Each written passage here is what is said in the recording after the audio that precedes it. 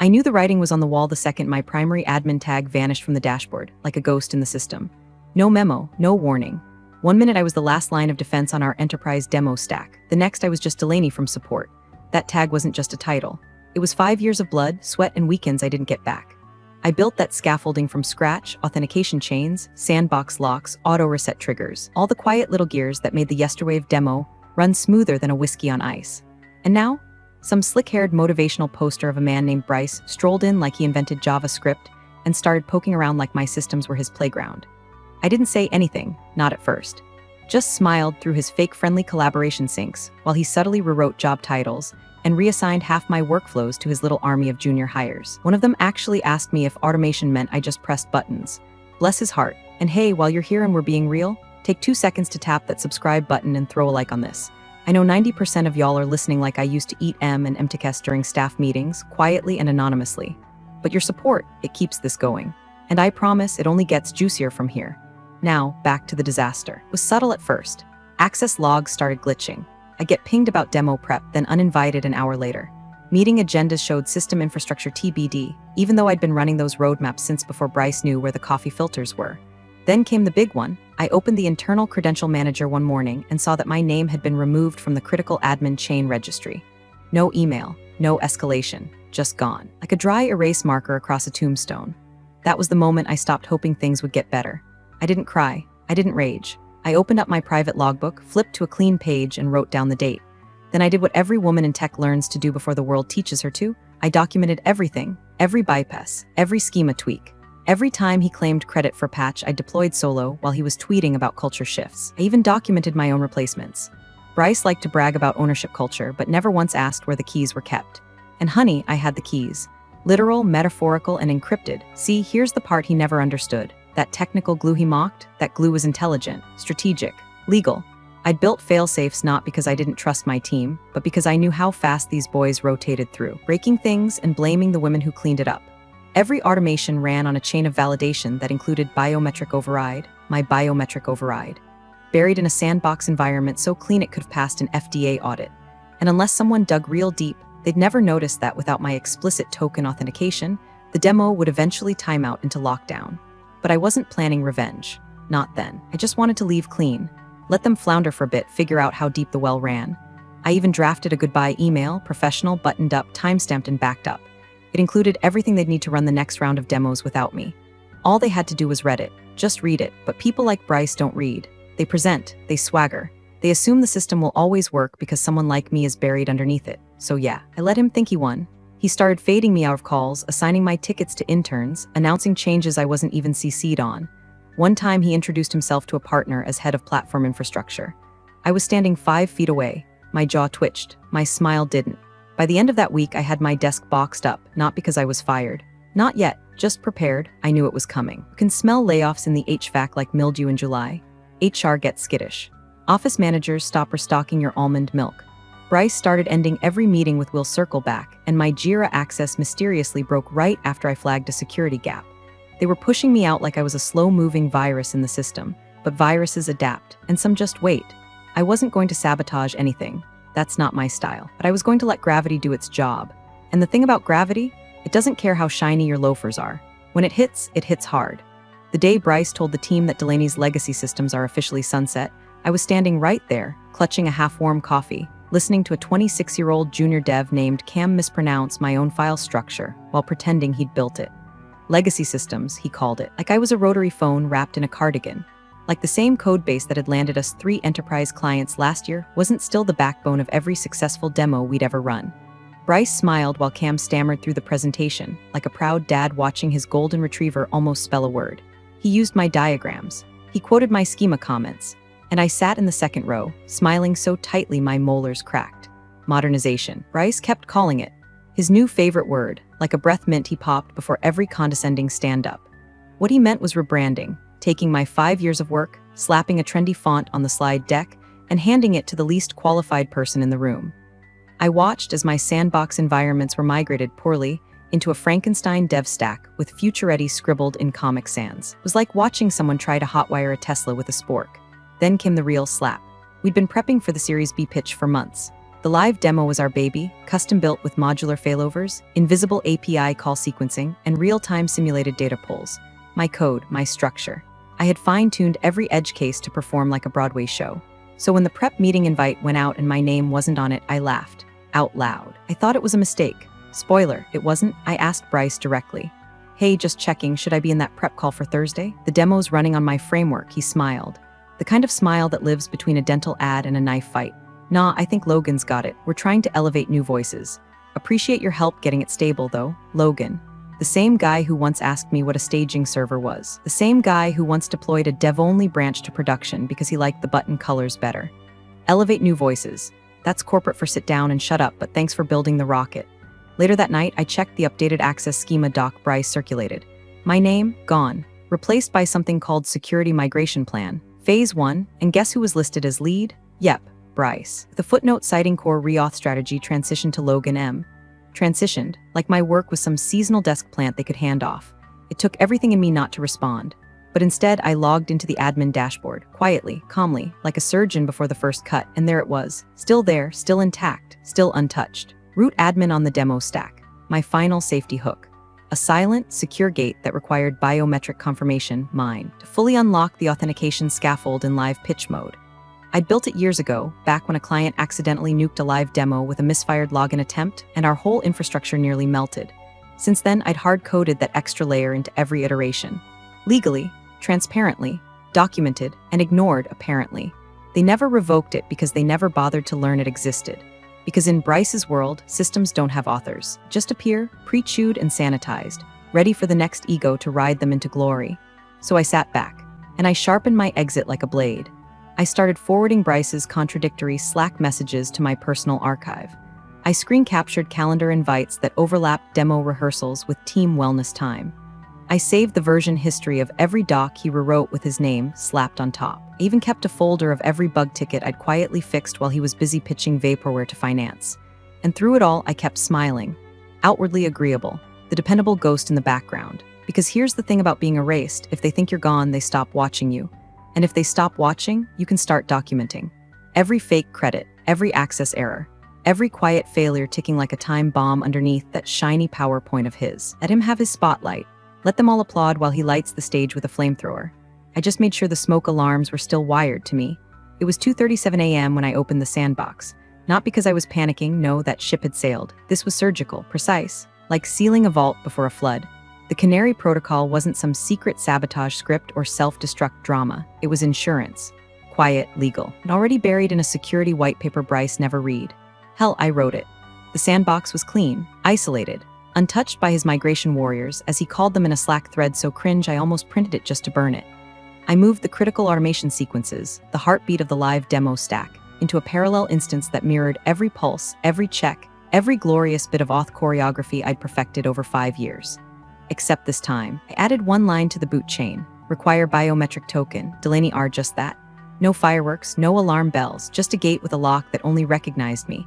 No token, no launch, not even a bypass for CTO override. Not unless you knew where the dead switch was, and spoiler, Bryce didn't.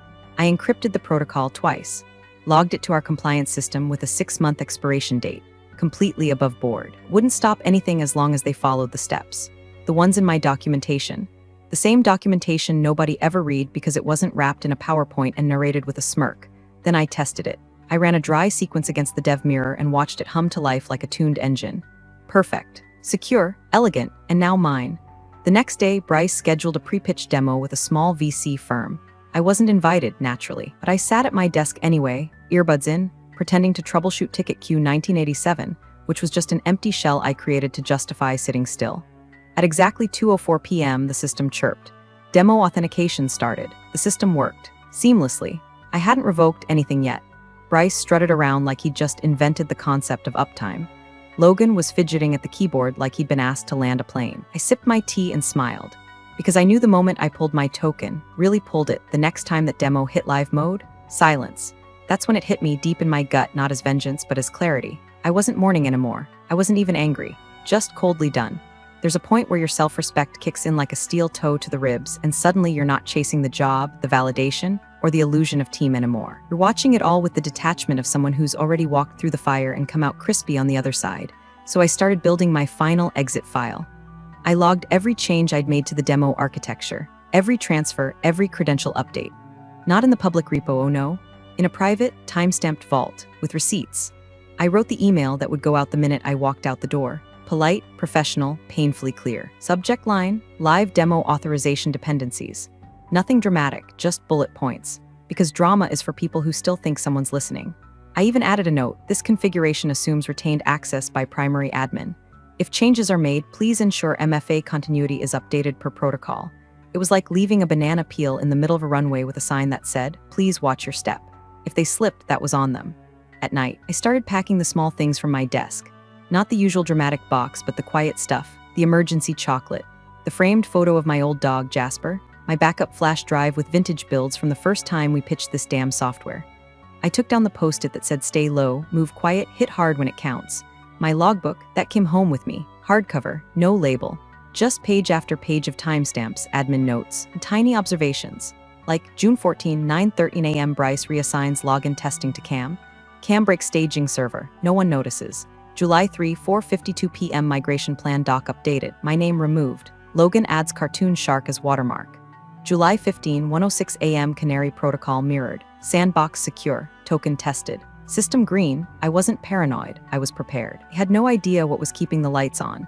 They just assumed the sun came up because Bryce opened the blinds, and I was about done pretending to be the sun. The bastard timed it like a magician with a cheap watch, 7:58 a.m. on the dot, before the coffee even hit my bloodstream. HR called, hey Delaney, can you swing by for a quick chat? Quick chat, my ass. The moment I walked in and saw Bryce already seated, legs crossed like he was auditioning for a villain monologue, I knew the show had started. He was holding a folder, one of those faux leather things that screams we practiced this in front of a mirror. Caffeinated, smug, and dressed like he was headed to a tech conference where they give out awards for using the word synergy unironically. Delaney, he said, like he was about to knight me, we've really appreciated everything you've done here, but we're moving in a new direction. He slid the envelope across the table like a dealer offering a losing hand. Best of luck, he added, with a wink that could sterilize a room. There was a long pause, not awkward, just quiet. A heavy, thick kind of silence where you can hear your heartbeat counting how many years you wasted keeping something upright for people like this. I picked up the envelope, opened it, read the numbers. Severance was clean, 2 months, NDA stapled to the back like an afterthought. HR looked more uncomfortable than I did, probably wondering if I was gonna cry. But my hands steady, my voice clearer than it had been in weeks.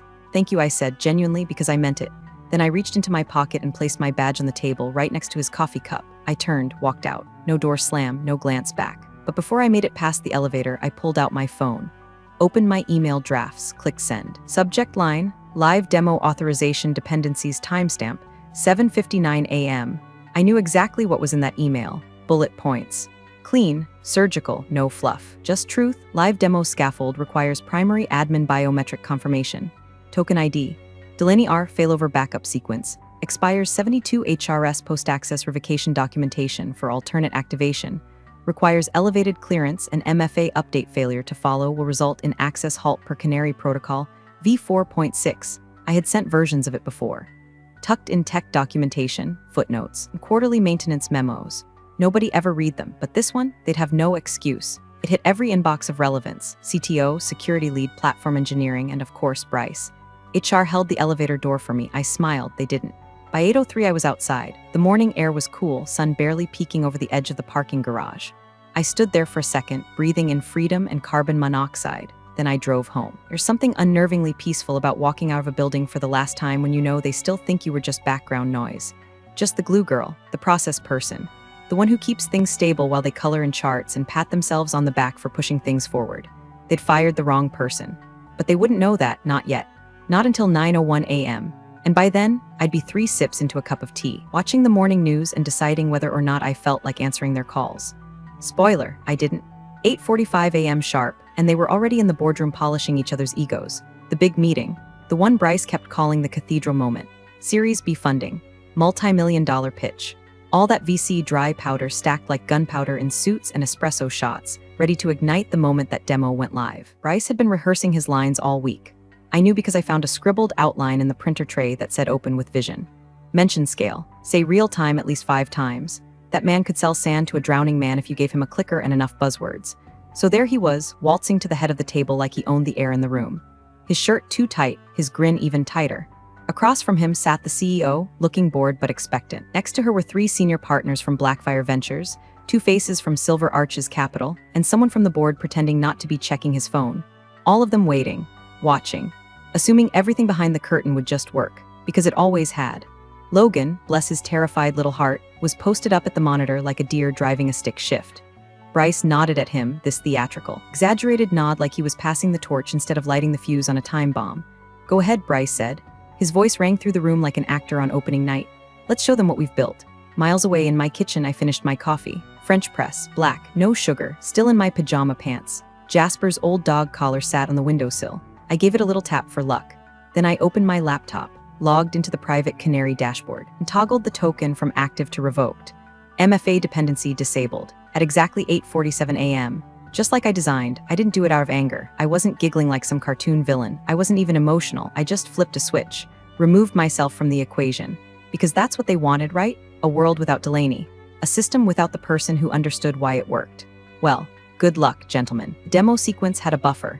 60 seconds to handshake, 30 to resolve dependencies, and a final 15-second cascade to verify real-time authentication through the biometric token. Without my token, that cascade would initiate the timeout cycle. No warning, no fireworks, just a subtle drift, like a dream you can't quite remember. Back in the boardroom, Logan hit enter. The screen lit up. Loading, Bryce began his opener. Something about horizontal scalability and intelligent workflow orchestration.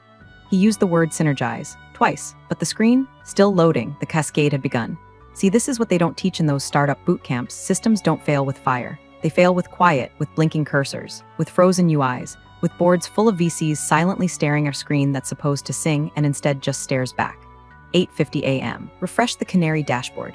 Demo environment, authentication timeout triggered. I watched as the system tried to re-auth, over and over, searching for the token that no longer existed, and I waited, because when it hit 9:01 a.m., something very special would appear on that screen, and no one, not a single soul in that room would be able to stop it. 9:01 a.m., the room didn't erupt, it didn't explode, it froze. And on that massive wall-mounted screen, the one Bryce insisted they upgrade to maximize investor immersion, appeared a single, unforgiving line in crisp white text on a black void. Primary admin authorization required. Access halted. Logan was the first to break. He leaned forward, tapping the spacebar like he was playing whack-a-mole. "Wait, hang on, sorry. This worked during the staging," his voice cracked. It cracked like drywall under a leaky pipe. Bryce walked up behind him with a swagger that was already starting to rot. He bent over the keyboard, clicking through tabs like sheer force would make the system change its mind. "Okay, it's cached or the server's sleeping. One sec, it's a known hiccup, Logan. Did you clear the auth?" Logan shook his head, eyes wide, fingers twitching. I ran the normal sequence. It's not prompting MFA. It's just stuck." "It's not stuck," Bryce hissed. "It's fine. Give me the mouse." He took it, started clicking. Settings, server tab, API logs, clicking harder, faster, as if enough pressure would scare the UI into compliance. The screen didn't flicker, didn't budge. Primary admin authorization required, access halted, nothing else, no error code, no diagnostics, just that dead, calm message, like a tombstone. Across the table, the CTO was staring, not at the screen, at the message, reading it again and again like maybe this time it would say something different. His mouth hung slightly open like a guy trying to remember if he locked his front door. Next to him, one of the partners, Silver Arches if I had to guess, slowly, deliberately closed his laptop. Not a word, just that gentle, final click of the lid, the sound of a deal ending. Silence stretched like taffy. You could taste it. The tension, thick and metallic. Smell of ozone and aftershave and panic sweat. Even the HVAC seemed to stop. Bryce tried again, typed something into the terminal, hit enter, waited, nothing. He clicked on a script called fallback demo authpy, invalid permission. He clicked again. Primary admin authorization required, still. He straightened up, shoulders twitching like someone walking into a punch. "Okay," he muttered, forcing a chuckle. "It's a system thing. We just need to refresh the API token. Minor issue. We're modernizing the stack, so a few hiccups are expected." No one smiled. The CEO finally turned her head, slow, measured. The kind of motion predators make when they've caught the scent of wounded prey. She didn't raise her voice, didn't bang the table. She just looked at him and said, flat and deadly, "Fix it, now." Bryce blinked. Mouth opened, closed. His fingers hovered over the mouse like it might electrocute him. He clicked one last time. Still that same screen, still that same sentence. The CTO quietly pulled out his phone and started scrolling, probably looking for my last email. The board sat like statues, and miles away I closed the Canary dashboard. I already knew how this would go. I built the lock, they threw away the key, and now they were trapped in their own silence. The CTO's fingers hovered above his keyboard like they were trembling from something colder than fear, confirmation. He didn't speak, he didn't even blink. Just opened the admin terminal and dove into the logs like a surgeon digging for shrapnel in the wrong body. Every keystroke echoed in that boardroom like a death knell. Tap, tap, enter, scroll. The display mirrored to the second monitor, big enough for everyone to see. Lines of text spilled down the screen, date-stamped, time-stamped, signed, sealed, and most definitely delivered. July 15 Delaney R. MFA token enforced. Primary admin required July 16 Delaney R. Canary protocol deployed. Sandbox failover operational July 17 Delaney R. Dependency update doc sent to Bryce M at CTO at Infralead at legal at the CTO paused. Highlighted that last line. Read it again and again. Then opened the email archive, clicked search. There it was, sitting in his inbox, unread. Subject, live demo authorization dependencies, timestamp 7:59 a.m. Same day she walked out the door. His shoulders slumped. Not dramatically, just enough to show the weight of someone realizing they were the weak link in the chain. That it wasn't sabotage. It wasn't spite. It was negligence. The kind that comes wrapped in arrogance and passed around boardrooms like a complimentary mint. Bryce, who had been pacing near the monitor like a trapped raccoon, finally piped up. This is old. It's legacy. I was told the MFA was deprecated in 4.5, Logan. Didn't you say we moved to soft tokens? Logan looked like he wanted to crawl inside a USB port and never come out. I never said that. I said I thought we did, but it's irrelevant, Bryce snapped. The protocol was never cleared for production. She left it in there on purpose. This is entrapment. That's when legal cleared her throat. Just once. Everyone turned. She held up her tablet, clicked something. She didn't leave it in. She documented it, formally. It's logged in the system, included in her termination handoff packet, and matched against the active access control policy. It was flagged as mission critical. Another silence fell, deeper this time, not confusion, shame. The CTO opened the access config side by side with the doc. Every warning she wrote, every bullet point matched exactly. Word for word. Didn't say anything, he didn't have to. The visiting partner from Blackfire stood, slowly, like a man whose watch had just run out of time. He didn't raise his voice, didn't gesture. He just packed up his leather notepad, adjusted the cuffs on his jacket, and walked toward the door. No handshake, no eye contact. Just a single word, muttered with the finality of a guillotine drop, unacceptable. The door clicked shut behind him like a coffin lid. Bryce looked like someone had hit him with a sandbag full of broken promises. No one moved, no one dared, because they all knew. They'd ignored the one person who never needed applause. The one person who didn't posture, didn't bluff, didn't play politics. Delaney had told them, in writing, in plain English, in polite bullet points professionally formatted. And now the Emperor was naked and the boardroom smelled like smoke and pride. The CTO finally muttered under his breath, just loud enough to cut through the tension. She told us, we just didn't listen.